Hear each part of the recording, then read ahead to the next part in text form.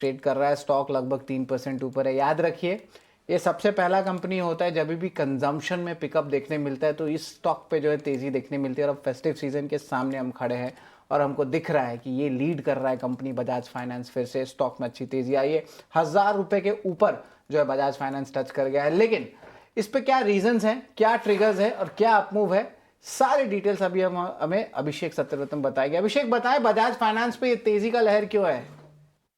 देखिए, बजाज फाइनेंस लगातार दौड़ रहा है और 12 सत्र की जो आप तेजी कह रहे हैं, 12 सत्र में ये जो शेयर है 12% चल गया है और अपने रिकॉर्ड ऊंचाई पर पहुंच गया है। सबसे बड़ा ट्रिगर तो यही है कि जीएसटी काउंसिल ने जीएसटी की जो 2 स्लैब खत्म किए 12% के 28% से, और उसके बाद हमने देखा कि दरें घट गई हैं।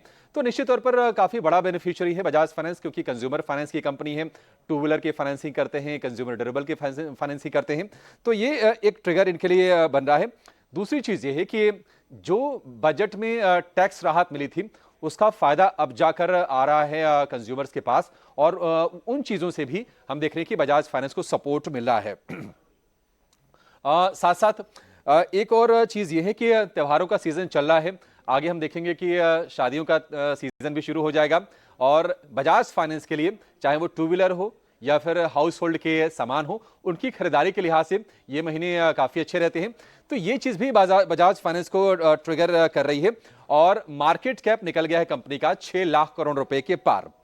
मोटा मोटी 3-4 वर्टिकल में फाइनेंसिंग करते हैं। देखिए, टू व्हीलर है, कंज्यूमर ड्यूरेबल है, हाउसिंग है और एसएमई एमएसएमई है।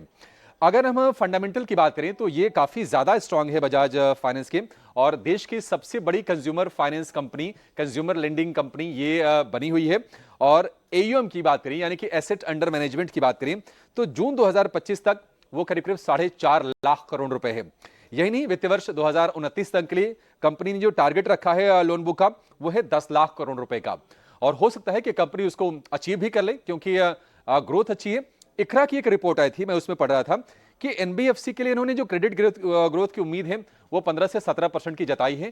तो और बजाज फाइनेंस जो कि टॉप लेंडर है अपने सेगमेंट में, तो बेनिफिट उसको जरूर होगा। जेम फाइनेंशियल की रिपोर्ट आई है। जेम फाइनेंशियल कंपनी को लेकर काफी बुलिश है। उन्होंने टारगेट को बढ़ाया है, खरीदारी की राय कायम रखी है और 1060 रुपए का टारगेट दिया है। उनका यह कहना है कि आगे कंपनी के कॉस्ट ऑफ फंड में कमी आ सकती है और यह बड़ा पॉजिटिव होगा। साथ ही एयूएम और ईपीएस, इसके लिए जो FY25 से 27 तक के जो अनुमान है उसको उन्होंने बोला है कि 23% और 27% की ग्रोथ इसमें हम देखेंगे। तो तमाम कैटलिस्ट हैं बजाज फाइनेंस के लिए। सबसे बड़ा कैटलिस्ट जीएसटी में बड़ी राहत, और अगर हम शेयर की बात करें, महीने भर में 15% ऊपर दिखेगा, 6 महीने में भी 15% की ही चाल आपको दिखाई देगी तेजी की।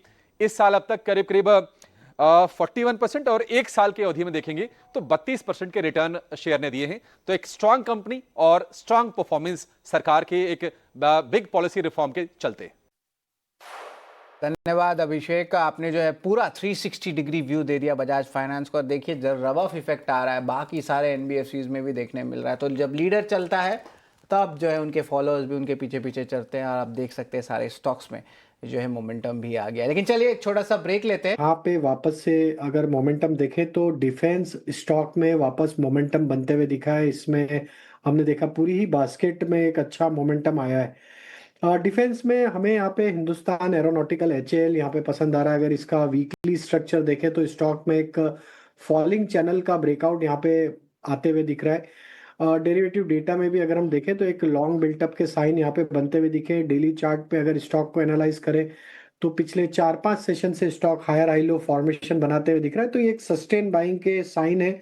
तो एक बड़े करेक्शन के बाद स्टॉक में एक रिवर्सल के साइन बने। स्टॉक 50 डे मूविंग एवरेज के ऊपर भी अब कंफर्टेबली होल्ड कर रहा है। HAL के टारगेट हम प्रोजेक्ट कर रहे हैं 4850 तक के। डाउन साइड में स्टॉप लॉस रखेंगे 4670 का। जो दूसरा स्टॉक पसंद आ रहा है वो है बजाज फिनसर्व। अगर यहाँ पे हम वीकली चार्ट देखें तो एक फॉलिंग ट्रेंड लाइन का ब्रेकआउट यहाँ पे आते हुए दिखा है। ऑलमोस्ट 5 से 6 वीक के कंसोलिडेशन रेंज का ब्रेकआउट बजाज फिनसर्व करते हुए दिख रहा है। डेटा में देखें तो ये सेकंड कंसेक्यूटिव वीक है जहाँ पे स्टॉक में एक लॉन्ग बिल्टअप के साइन आते हुए दिखे।